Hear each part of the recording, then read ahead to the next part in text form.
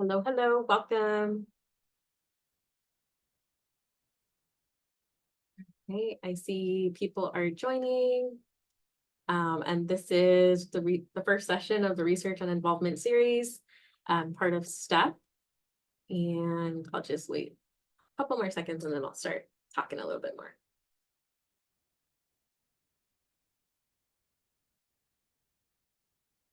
All right. Hi, everybody, welcome. Welcome to the Research and Involvement series first session.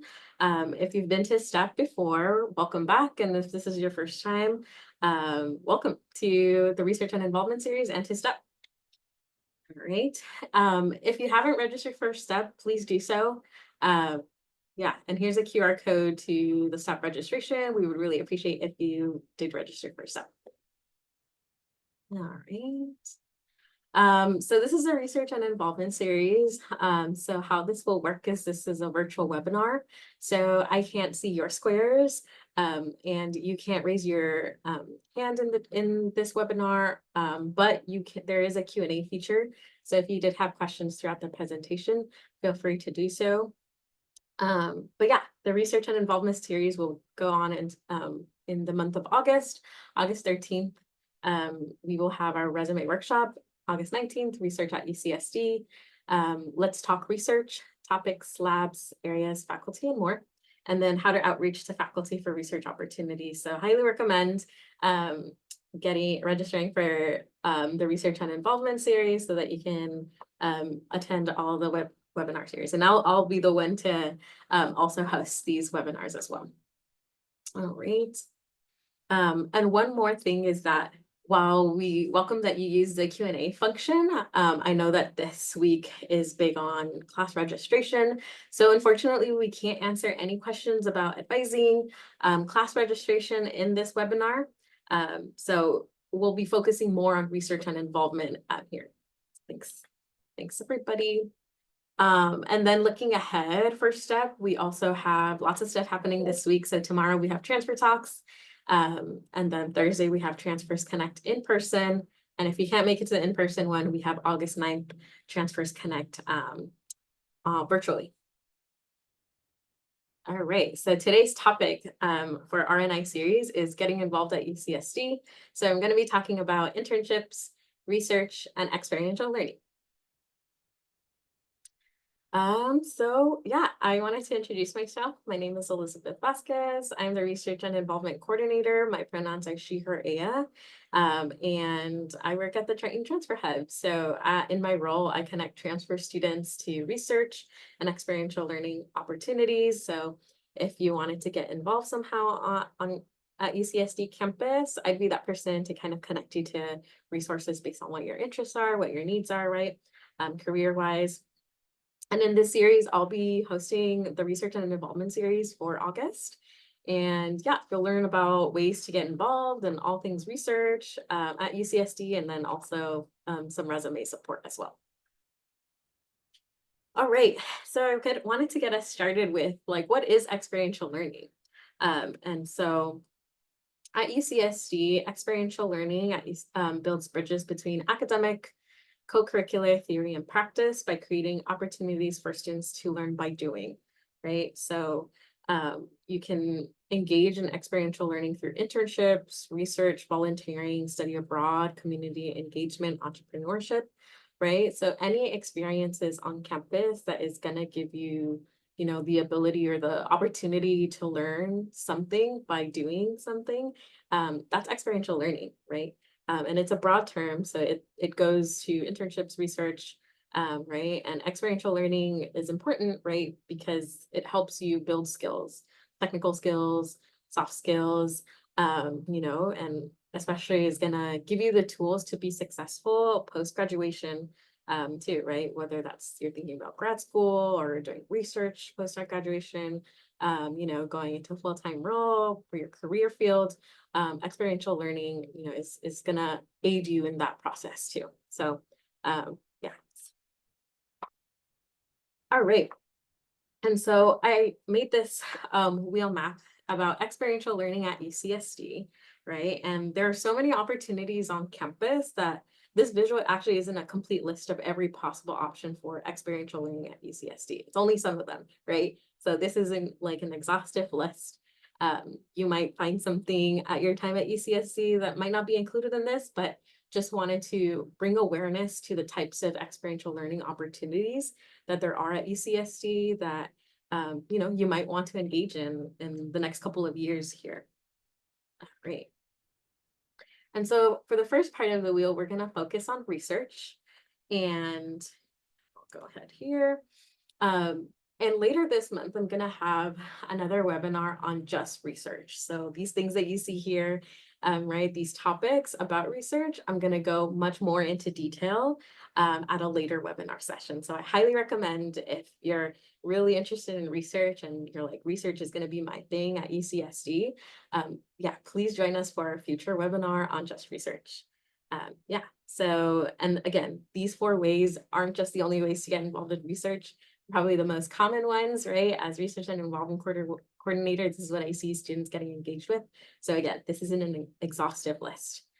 So we have the real portal, which I'll go over briefly because I know the experiential learning folks are going to go over it a little bit more. Undergraduate Research Hub, networking and contacting to get involved in research, and then honors programs as well. All right. So the real portal is the research experience and applied learning portal. It's kind of like Handshake, and Handshake is a website in which you can, on-campus opportunities are posted there and you can apply to. But for research and experiential learning opportunities, what you'll find there is research, internship, service learning, entrepreneurship, leadership opportunities, right? And if you go to real.ucsd.edu and you sign in with your campus login /SSO, you can check out what kind of opportunities are on there too and apply to postings on there as well. And then we have the Undergraduate Research Hub. So the Undergraduate Research Hub is a physical space on campus. They have their own office, and their mission is really to empower undergraduates who are wanting to get involved with research, right? And so they provide skills, academic programs to be successful in post UCSD, right? Right. So they have academic programs, yearly, quarterly, and summer research programs. And I have somebody from the Undergraduate Research Hub that will be joining us at our future webinar about research at UCSD, and I'll get more into the nitty-gritty about these academic programs then. But if you're really curious, you can go on to ugresearch.ucsd.edu for more information about URH and about the academic programs that they do offer there. And then networking and contacting. So this is another way to get involved with research, right? You can get connected to research through networking and emailing professors, right? So reaching out to professors who you might be taking a class with in fall quarter, or have taken, let's say you want to look into research next year, right? Email, office hours, or even going to class is a way of getting, in touch with professors. Searching the course catalog and departmental websites for faculty members who teach courses that you might want to take in the future is also another way that you can, get in touch with professors, and TAs, grad students, professors. They're all resources for you, right? For research. And again, in a future webinar this month, I'm going to go over more in detail about how to get in contact with professors, email template, like what can you say in that email, what can you say in person and stuff. So, if you're very curious and this is something that you're passionate about, highly recommend attending a future webinar for the RNI series. And so I'll go more into detail about that process and how that goes as well. And then honors program. So your major may offer honors programs, or actually might require a research thesis to graduate, right? So something that I would always recommend to students is to check your major department website.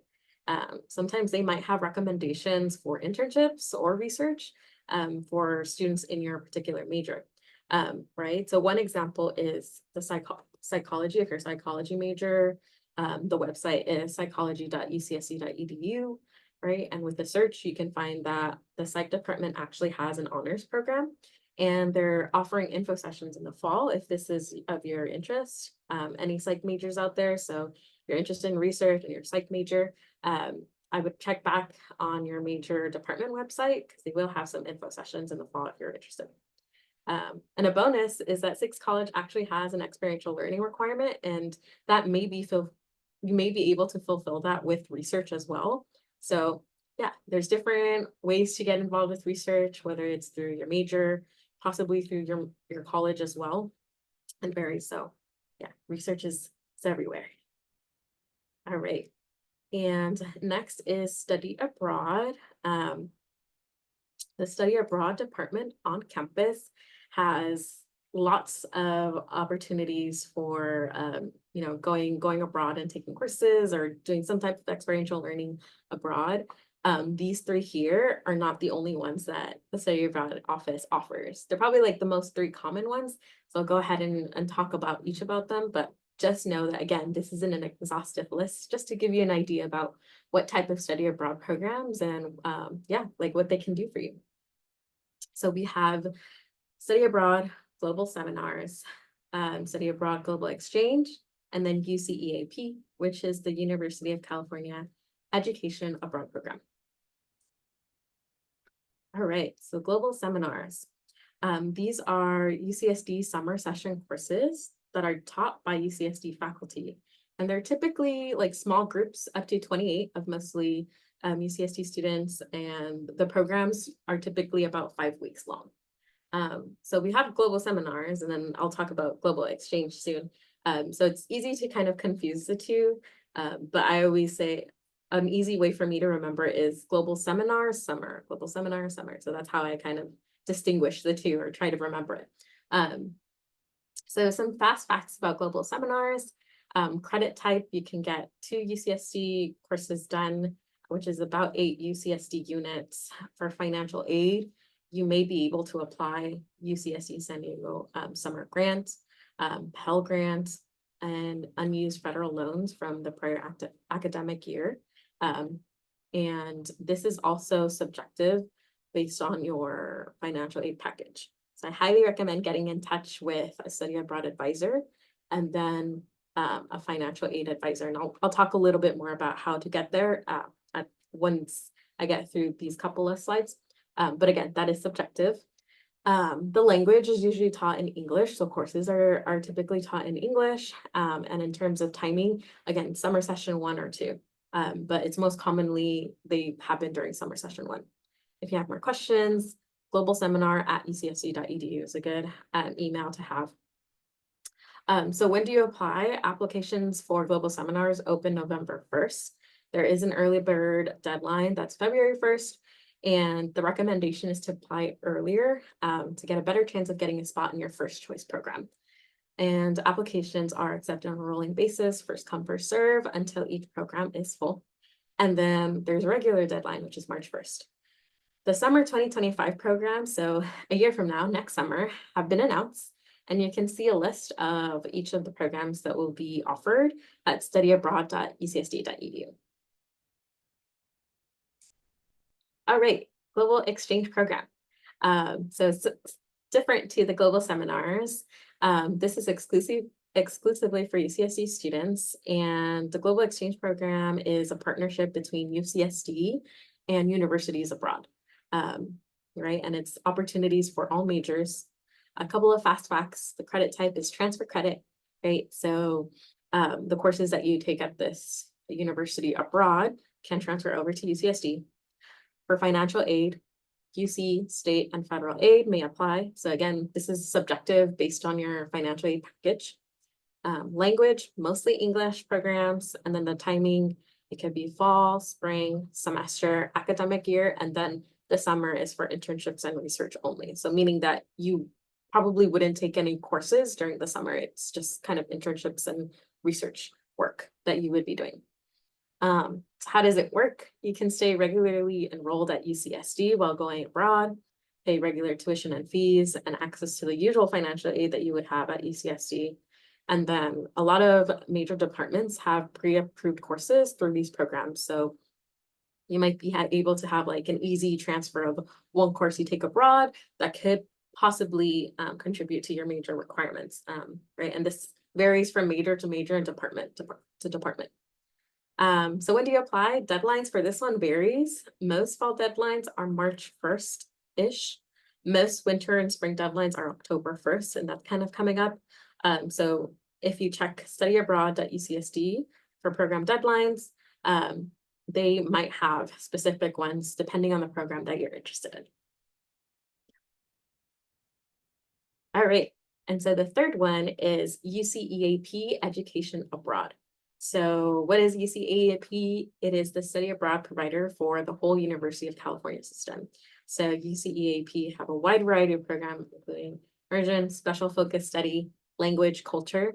And this means that this UCEAP programs are open to all students across the University of California, so all UCs. So let's say you apply to a program, a UCEAP program in Spain, you might be taking classes with other UC students that might be going to other UCs across, the state. So that's really cool. A couple of fast facts is credit type, UC credit, grades are calculated into your UC GPA, financial aid, UC state and federal aid may apply, just like the prior ones that I talked about. Again, subjective to your financial aid package, and then language, a variety of options, English, some language, full immersion. So if you want to learn a new language, there might be a program for you, right? Depending on what your interests are and depending on what's being offered. And then timing, summer, fall, spring, semester, quarter, and academic year. So there's a couple of options in terms of based on your timeline. How does it work? You earn UC credit for coursework taken on one of these programs. Again, grades calculated into UCSD GPA. And then college and departmental advisors must approve the coursework to count for your UCSD requirements. So that is something to take note of. You apply 1 year in advance. So this is kind of more of a something you do have to kind of plan a little bit more. And as incoming transfer students, if you're interested in studying abroad and maybe you see a UCEAP program that's really interested to you, definitely applying a year in advance, knowing when to apply. Yeah, so for summer 2025, fall 2025 academic year, that would open in November 2024.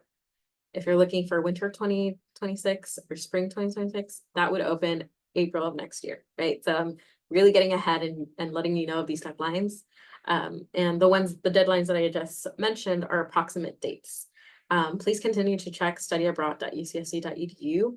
Right now, they won't have any updated deadlines for the 2020. I can't say those numbers all in a row, 2025, 2026 deadlines. But soon enough, probably in the next month or two, those would be updated. So just something to keep in mind if study abroad is something that you're interested in. So let's say you're interested, right? How do you get started? So step 1 would be to complete the Get Started Canva course, or you can attend a Get Started session in person. About that Canva course, you can access it at studyabroad.ucsd.edu. If you go to students and then drop down, select Get Started, they're gonna you're gonna see on the website steps 1 through 4. You absolutely have to do step 1 before you get to the other 3 steps. And study abroad will ask, if you completed the course, can you give us proof, right? So they really do want you to go through that Canva course. The other option is you can attend a Get Started session in person. For fall 2024, those in-person Get Started sessions have not been updated yet. But if you check early fall quarter, as soon as the fall quarter starts, they might have some dates up there too. But I think my best recommendation would be that Canva course because it is always readily available, so you can do that. So once you do either the Canva course or you go to an in-session, get started in-person session, step 2 would be to watch an information session recording. And once you do get to the Canva course, it will redirect you about what the other step is. So you can watch an information session recording on the Study Abroad website. So again, that's studyabroad.ucsd.edu, and there are past recordings about specific programs. So definitely watch one. Let's say, again, using Spain as an example, you're interested in going abroad in Spain. There might be a UCEAP Spain session recording. So definitely watch an info session. And then step 3 would be to explore programs, right? So there's so many options, right? Global seminars, global exchange, UCEAP. Definitely look at things to think about is timeline, right? When would you want to do it? What kind of study abroad? Do you want to do research? Do you want to have just an internship? Do you want to take courses for credit? And if so, what kind? So there's lots of questions to ask yourself, and maybe, what parts of the world would you want to go to? So definitely explore programs. And then step 4, once you get all the context and information that you can, that's when you would meet with a study abroad advisor via the VAC. And the VAC is the Virtual Advising Center, and you can go, if you go to vac.ucsd.edu, that's how you would see a study abroad advisor. And once you meet with a study abroad advisor, definitely get in touch with your academic advisors and then financial aid as well to see what that financial aid package could look like. Yeah. So this is what I would recommend if you are interested in getting started in study abroad. All right. Now I am gonna introduce for academic internship program. So experiential learning at the Teaching and Learning Commons. We have the academic internship program, UCDC, UC Center in Sacramento, and the co-curricular record. I'll hand it over to Laszlo Folks, who is an experiential learning specialist, and he's going to talk a little bit about these special programs that we have. Elizabeth, I appreciate it. So I just put a link in the chat, which goes to several different links for our office that you can peruse as I'm kind of chatting about these different opportunities. And full disclosure, I have joined about 3 to 4 weeks ago with this office. So Rochelle is our director of experiential learning. She's here to jump in and answer any questions if I'm unable to, but I'm pleased to be here and speak to you all today. So as Elizabeth mentioned, experiential learning, we pretty much define as learning by doing. And a great way to describe our hub is that we offer several programs to help students receive credit or recognition for things outside the classroom. So starting with the academic internship program, this offers academic credit for internships in any field and is open to all majors. AIP is offered every single quarter, including summer, and works like an independent study as students will complete the internship and then develop a final deliverable. And AIP counts as general elective credit, but you can check with your specific college or major requirements to see how AIP can fit into your academic plan. And to sign up, students can use the intern link to identify an internship. And if you found one on your own through another resource like Handshake or LinkedIn or just networking, then you can apply to earn AIP credit. And one of the specialized programs within AIP is BISP 197. So this is the Biology Research Internship Program, which is under AIP and provides opportunities for students to earn biology credit for internships in approved labs by enrolling in the BISP 197 course. And the requirements for this are the same as the AIP overall. So you can find some more information there in the link that I provided a little bit earlier. And Elizabeth, if you jump to the next slide, please. So another specialty program that we offer is the UC Washington program, or more commonly known as UCDC, which is a quarter-long internship in Washington, DC, and is also associated with the AIP. So it's similar to study abroad in that you will still be a UCSD student and financial aid will transfer over, and all of the housing and classes will take place in Washington, DC for that quarter. So this program is also open to all majors and available every quarter, including summer. And for summer specifically, you can actually get credit for AIP 197 versus the typical UCDC course enrollment. And you can see the quarterly application deadlines on the right over there. And I'll mention that we still are accepting applications for winter 2025. So if you are interested, reach out to UCDC at ucsd.edu for more information, and they can kind of offer you some guidance in terms of what needs to be submitted and when.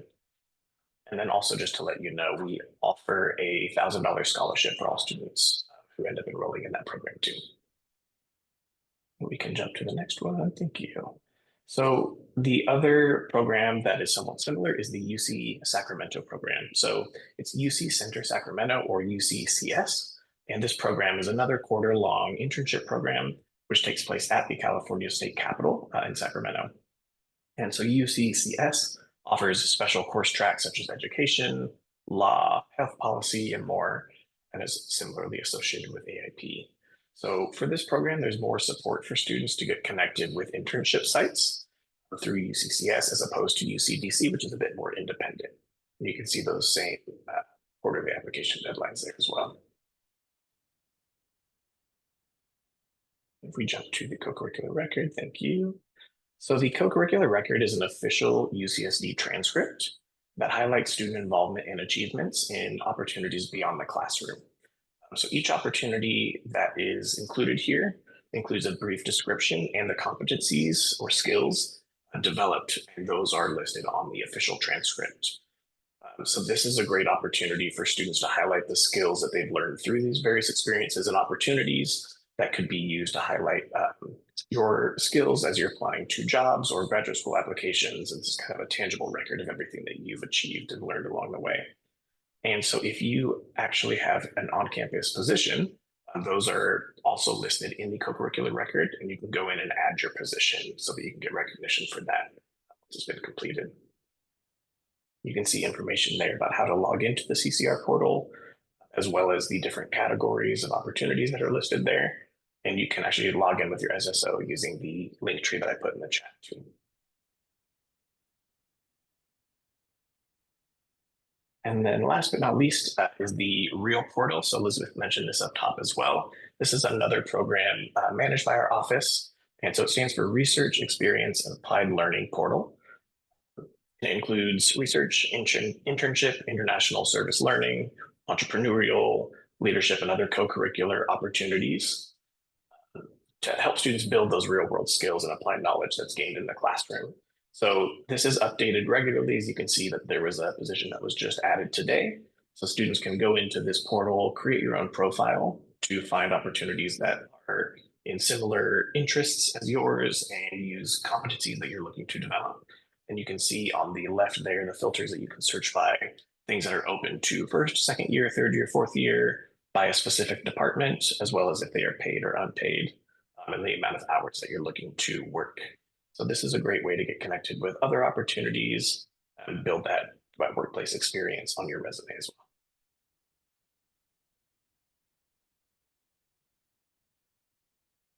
well. All right. Thanks so much, Laszlo. I appreciate it. So teaching and learning commons, experiential learning is a great resource. So thank you so much. So I am going to go quickly over internships, right? So we talked about other opportunities for internships. So just generally, I wanted to talk about, who can you talk to, right? If you had questions about internships or all, also like the programs and all the opportunities that we just talked about in the past couple of slides. So who to talk to? So the Career Center can provide you resume support. There are also associate directors who are pre-health, offer pre-health, pre-law advising, etc., based on your major or college, right, or major. And then they also can give major specific career advice too. So let's say you're a pre-health major and you wanted something very, some advice or wanted to discuss your career path. Career Center is a good resource for you. And then the Career Center also has micro internships with Parker Dewey. So definitely visit career.ucsd.edu to look if you had more questions. Yeah. And Research and Involvement Coordinator at the Trade and Transfer Hub, that's me. Right. So if you want to just get connected to internships and all things experiential learning, right, we can talk. And I also provide resume support and how to navigate LinkedIn as well. So definitely, reach out in fall quarter. I will be meeting with students one-on-one through appointments. So definitely keep in touch with the Trade and Transfer Hub to learn more too. Academic internship program advisors. So how to enroll in AIP. Definitely if you have an internship or you have more, want more details and want to talk one-on-one about the academic internship program. Yeah, they also have advisors that you can meet with. Your major advisor and major department websites are also going to be good sources for you on recommendations for internships, recommendations for research in your career field, in your major, right? And they might also be able to connect you with maybe other current students. So definitely, I highly recommend looking into your major department website and also getting in contact with your major advisor. On the right-hand side, I also put some logos. So Indeed, LinkedIn, Parker Dewey, and Handshake are also common websites that you can look into for internships as well, right? So the opportunities are endless and the resources are also endless, which is why this presentation is not exhaustive either, but yeah, just trying to bring you all some awareness about how to get involved, right? All right, so the last component of our wheel today is the Center for Student Involvement, also known as CSI, and they are in office here on campus. So CSI, right, they have countless amount of opportunities, and the four that you see here, try to capture all of them, but right, they just have so many things going on. Just like UCSD has a lot of also opportunities as well. So Justice Corps, alternative breaks, student orgs, and then volunteer community service are all things that you can find at the CSI office. And I'll go into a little bit detail about each of them. So Justice Corps, right, allows you to provide training to provide legal information to self-represented litigants, right? So to assist them with filing court paperwork related to family and law civil matters, right? So if this is something interesting to you, if you have an interest in law school, a career in public service, public admin, nonprofit work, applying for or joining the Justice Corps might be an option for you. Yeah, and then all of the work that you do will be overseen by an attorney or trained supervisor. So a couple of the benefits from the Justice Corps program is, right, one, you're providing community service to your community, develop transferable skills that is going to prepare you post-graduation for a career or for law school or for grad school as well. You may be able to earn an education award, and this is also subject to change. You gain professional experience, networking, and this could also be a resource for you for letters of rec in the future. Some program requirements: you have to be enrolled full-time at UCSD while you do the program, and they ask for 300 hours of service for the academic year. So from September when you start the program to May, June, right? So you have plenty of time to complete those hours. And they do ask for 6 to 8 hour service hours per week at one of the service sites. So this could be the San Diego Superior Court, Civil Division, Legal Aid Clinic, Family Law Facilitator's Office, Small Claims Office, just to name a few. So you will have a service site. And then to apply, applications will open up in February, this upcoming February. And then the deadline will be in March, and April will be interviews for those who are invited to interview. So if you'd like more information, get involved.ucsd.edu and drop down select community service for more information. Typically they have an interest form so that you can get more updates on the program. If you go on getinvolved.ucsd.edu and you go on the webpage for Justice Corps, you'll see that the interest form isn't quite updated yet. But I would highly recommend checking back start of fall quarter so that you can get on that interest list and get more information.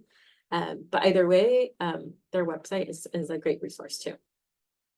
And then CSI also hosts Education Corps, which is sort of a similar structure, slightly different, and you can also get more information on getinvolved.ucsd.edu. Okay. And then alternative breaks. So alternative breaks are national or international service and learning trips, right, that use a social justice lens and quality direct service to, and do a trip during a summer, winter, or spring break trip, right? So let's say, study abroad, maybe you're interested in doing abroad, but you don't want that long of a commitment. I think alternative breaks would be a great recommendation, right? It's open to all UCSD students. It's open to all majors. You don't need any like prior experience in travel or service experience, or alternative breaks is required. And these alternative breaks each have a topic or a theme in sustainability, reproductive justice, public health, and more. So these breaks are more so for the hands-on experience rather than course credit. Some fast facts, the past 2023-2024 trips included Guatemala, Indonesia, Austin, Atlanta, and New Orleans. And these are different times, right? So you can, some of them were during winter break, spring break, and then summer break too. So different applications for each of these trips. And the trips are about 1 to 2 week long trips. So it's not that big of a commitment as it would be for study abroad. So if you still kind of want that experience, but not the commitment, I suggest alternative breaks. There are scholarships available for the financial need. Some programs offer pass, no pass course credit. And if you're interested, check back for the interest form. Okay. I lost my. Okay. So if you are interested, check back for the interest form early fall quarter at getinvolved@ucsd.edu. If you have questions, you can also email getinvolved@ucsd.edu. Yeah. And so I think this would be a great opportunity. And the picture here, you can see a picture from this past Indonesian trip. Excuse me. So for student organizations, you can join a student organization looking through the list of all registered student organizations at getinvolved@ucsd.edu. And how to join, you can email the principal members directly to find out how to get involved. You can attend a general body meeting to see if the organization is a good fit for you. And then the way that you can start your own student organization, you have to register your student org and require at least 3 registered UCSD students to serve as principal members. And then that registration form for August 19th opens up August 19, 2024 for this upcoming academic year. CSI advisors are available to student orgs virtually and in person. So if you have questions about how to start your own org or right, there are advisors that can help you with that. And then during week 2, there is a student org info fair, and that will feature more than 100 student orgs. So you can attend that and kind of look and see if there's a student org that might be a good fit for you. And then finally, we have volunteering/community service. So we have community pathways that are cohort style volunteering. And then we have short-term volunteer opportunities, Changemaker, Student Collaborative, Volunteer 50, Education Corps. So if you go on getinvolved.ucsd.edu and under community service, you can learn a little bit more about what these opportunities are, but just putting it out there that there's just a lot of volunteering community service programs and opportunities available. All right, so thank you so much, and sorry for the hiccup. So if you have more questions, you can email us at trainingtransfers@ucsd.edu, and then that's my email there at e6vasquez@ucsd.edu. Make sure to follow us on Instagram, and we also have a TikTok. And yeah, thank you. And I think now we have time for questions. Yeah, I haven't looked at the Q&A yet, but we still have, yeah. We had a couple that came in as you were presenting. We saw a lot of questions, a lot focused on study abroad. So it's great that people have interest there. Are there methods of figuring out how to take care of financial aid for study abroad? Is there support for that? Yes. So study abroad has a partnership with financial aid, and that there is a financial aid advisor that specializes in study abroad. So there is support, and what you can do is like I'll go back to the steps for getting started. That's a good question. Yes, so getting started. So if that Canva course on getting started has some really good resources because they kind of give an overview about study abroad programs. And then they also provide resources about like, okay, like you read about study abroad, and you read about like the different type of programs and deadlines and, you know, all these things. And then that same Canva course will also give you more information about financial aid, right? Who to get in contact. So there is support. My recommendation is that you do these 4 steps first, because study abroad advisors want you to have context and want you to at least have a rough idea on the type of program you'd like, when you'd like to do it, because then that helps them help you plan a little bit better, right? So the more detail and the more information you know about your interests and needs in study abroad would be best, right? And so I feel like that would be the first step. And then once you kind of get that oriented, you can get connected to a financial aid advisor once you do that Canva course, and definitely once you meet with a study abroad advisor, which is step 4. So yeah, great question. There is financial aid support. And then there was also a couple questions in regards to like ideal quarters. Is it when it would be the best time to either study abroad or do UCDC? Are there best or more favorable times to do any of these things? I would say that that's a case by case basis because it really depends on your needs, right? And it depends on your timeline. Not all transfer students spend different amounts of time at UCSD. You might be here 2, 3, couple more years, right? So it really depends when, right? And there's a lot of factors to also consider. You know, how are you doing on your general ed requirements, major requirements? You know, what if maybe you do want to do it in the summer because your schedule is really full during the academic year? So it really depends, right, on what your interests and needs are. So I wouldn't say that there's one particular time in which I would recommend, right? And if we look back at the deadlines too, yeah, if we look back at the deadlines, right, depending on the program, maybe there's programs for global seminars that would be more fitting for your schedule than UCEAP. So that's kind of a hard question in that it's case by case, right? And it really depends on the student. And I would also say that same for UCDC and for UC Sacramento. Yeah, Laszlo, if you'd like to jump in, feel free to, but I will say for summer, from what I know for UCDC summer, I believe so that it is a little bit more competitive to do it over the summer versus academic year, just because there's just more applicants and people are more available during the summer versus academic year. So that's my two pieces. Yeah, Yeah. thank you, Elizabeth. That's from what I've gathered, that seems pretty accurate in the sense that because students are not necessarily taking that seminar course as part of the summer requirements, it's just based on the internship.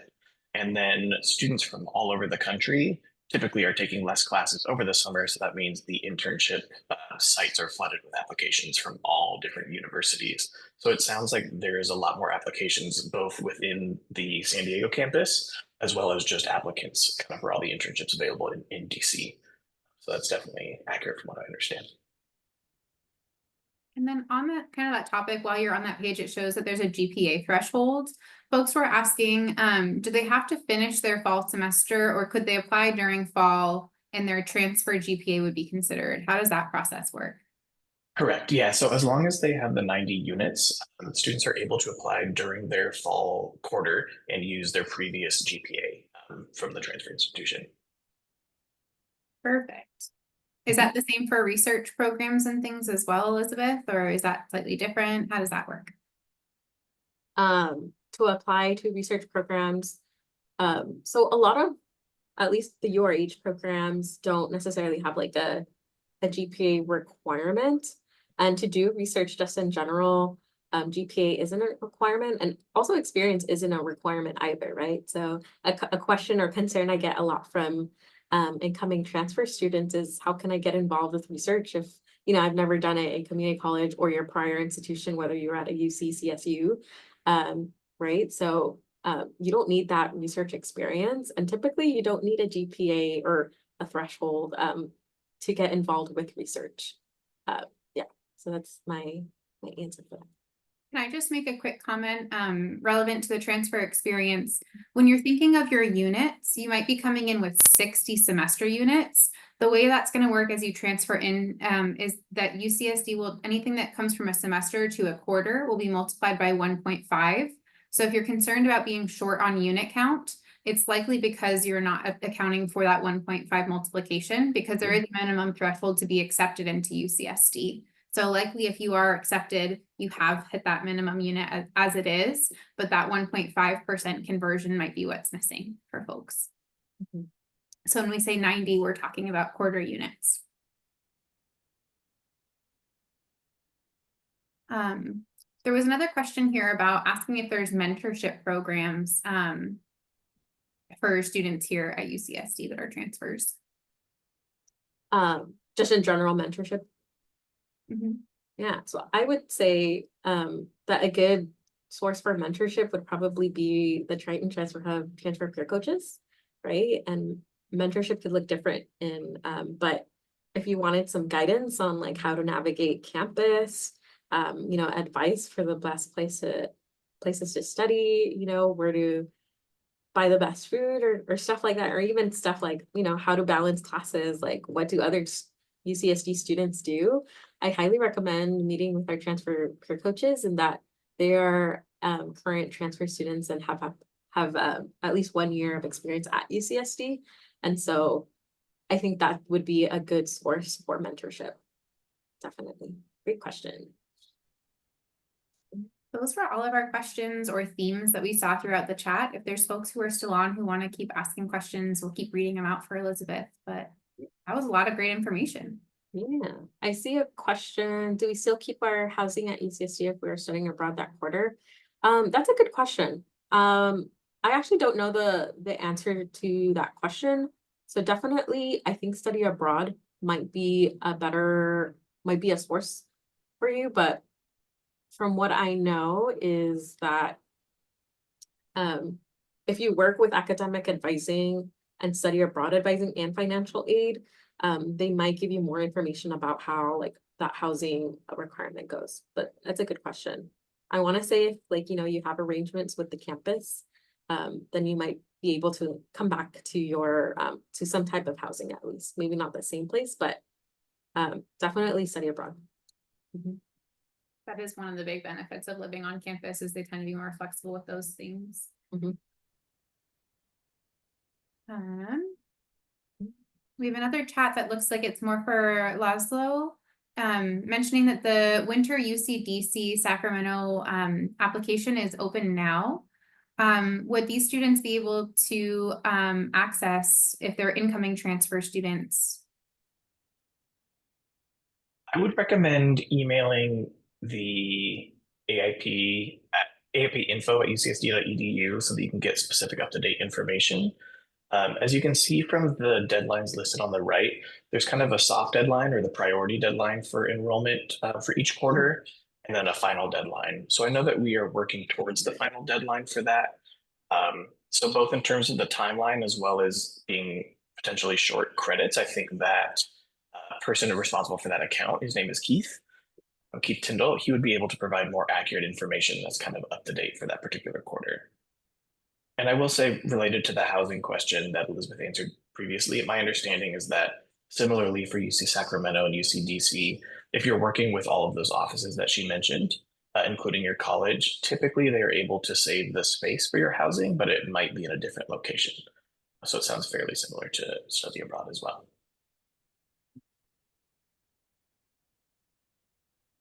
Great questions.